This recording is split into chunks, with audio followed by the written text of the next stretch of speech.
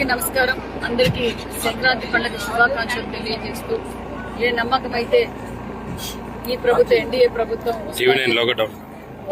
రాష్ట్రం బాగుపడుతుందనే నమ్మకంతో ఓటేశారు.